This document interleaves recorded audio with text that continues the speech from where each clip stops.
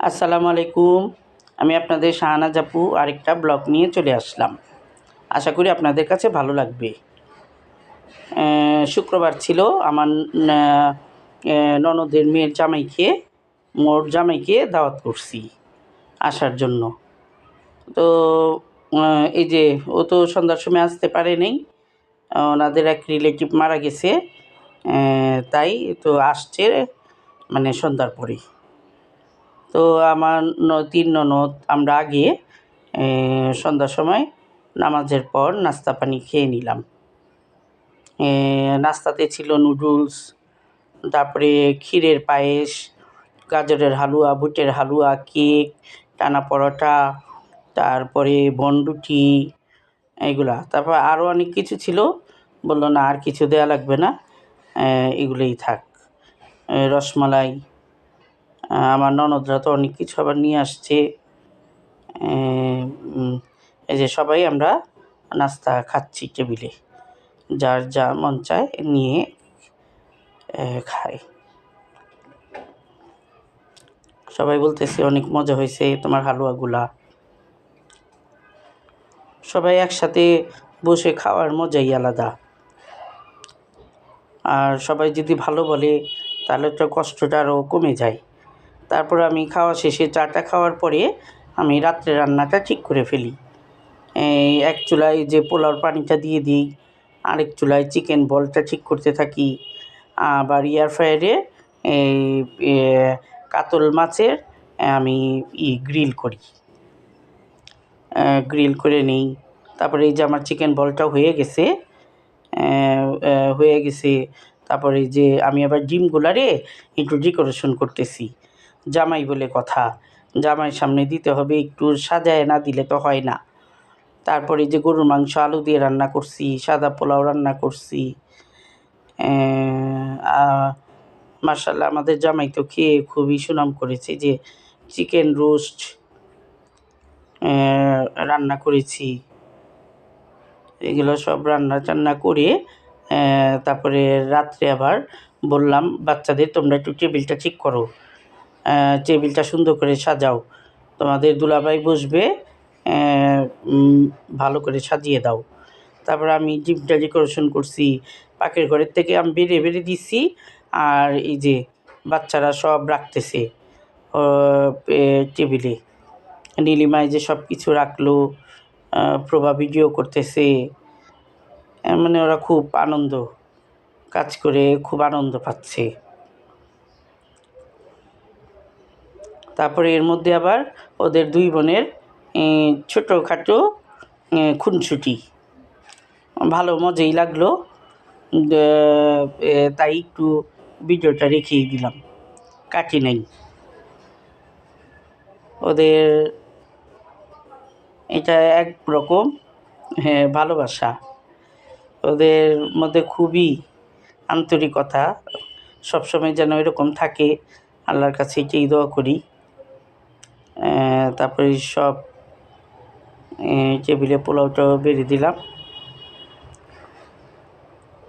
এখন বলতেছি যে তোমার দুলাভাইরে ডাকো, বসাও, খেতে বসে যাক। রোজা ছিল, রোজা আমাদের এদিকেই খুলবে কথা ছিল, কিন্তু যে আসতে পারেনি, পরে আসছে। তা আমি বললাম রোজা ছিল সারাদিন, বসায় দাও, খায় নিক। এই যে পোলাও, মুরগির রোস্ট, চিকেন বল, গরুর মাংস, আমি আবার সাথে ডেজার্ট, গাজরের হালুয়া, বুটের হালুয়া, রসমালাই, এই যে মাছ, ফিশ গ্রিল, ডিমের পেঙ্গুইন, এগুলো সব সাজিয়ে দিছি সুন্দর করে। খাবে। জামাই তো মাম পানি খায়, এটার জন্য মাম পানি আনিয়ে রাখছি। সবাইরে বলতেছি আসো তোমরা। এখন ওই যে জামাইরা এসে বসছে, এখন নীলিমা ওর দুলাভাইকে খাবার বেড়ে দিচ্ছে। আমাকে দেখে টেকে ঠিক মতো খাওয়াও। আমার ননদের মেয়ে আসে নেই, ও অস্ট্রেলিয়ায় আছে 3 বাচ্চা নিয়ে। জামাই আসছিল, চলে যাবে আবার। তারপরে আমি আবার মাছটা বেড়ে দিলাম, এই ডিমটা দিলাম।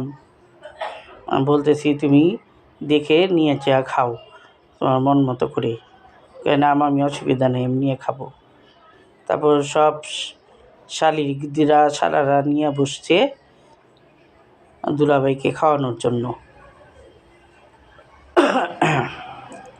বলতেছে মামি অনেক মজা হয়েছে, সবগুলা খাবারই অনেক মজা হয়েছে, শুনে তো খুবই ভালো লাগছে যে রান্না করছি ওদের জন্য, খেয়ে যদি মজা বলে তাই তো কষ্টটা কমে যায়। তারপর যে আমরা বড়রাও বসে গেলাম, আমরা ননদ ভাবিরাও বসে গেলাম একসাথে খাওয়ার জন্য। ওদের বলছিলাম আজকে থাকেন সবাই, কালকে চলে যান। না, কেউ থাকে নেই, সবাই চলে গেছে। তারপর এখানে আবার গড়ে ওরা শালি দুলাভাইরা একটু গল্প করতেছে। এখানে আবার নীলিমা ওর দুলাভাই ওকে গিফট করছে কি কি, ওইগুলা এই যে একটু আবার ভিডিও করছে। তারপর সবাই রাত্রে খাওয়া দাওয়া শেষ, চলে যাবে। এক এক করে সবাই বিদায় নিতেছে, সবাই চলে যাবে এখন। প্রথমে তো আমার ছোট ননদ, মেজ ননদ, বাচ্চারা ওরা চলে গেল।